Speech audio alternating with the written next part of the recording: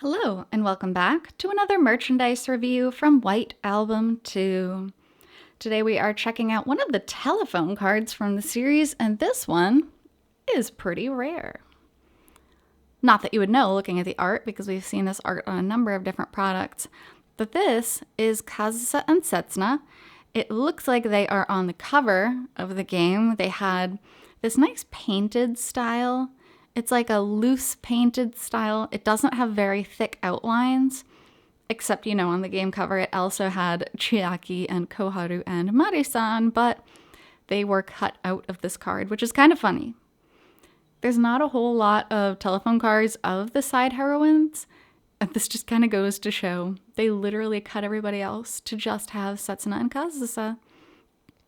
Granted, they are the main heroines of the game. So the art is nice. It's printed on pretty well, which I always appreciate.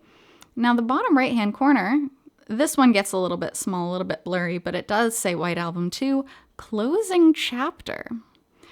Now, interesting because we don't see a ton of merch, especially cards, which feature either the introductory chapter or the closing chapter specifically.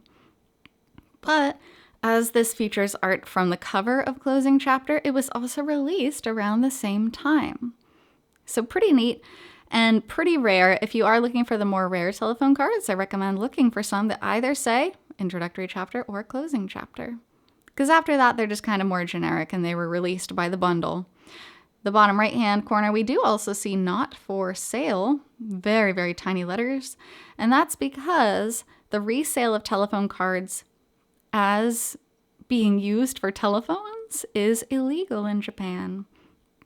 You can resell them as collector's items, but you're not allowed to reuse, you're not supposed to anyway, reuse telephone cards because of the prominence of telephone card scams. You can alter the magnetic code on the back, as some scammers figured out how to do, and it would give you free calls, which is bad. So don't unknowingly use these, because it might be an altered one and you could get in trouble.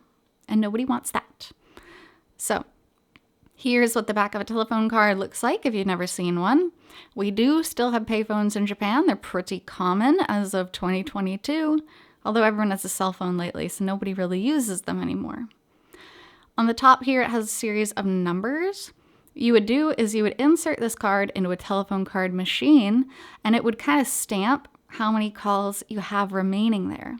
As you can see, this one's unstamped. And if you find a telephone card that's stamped, that's a big shame because it drops the value of it a lot.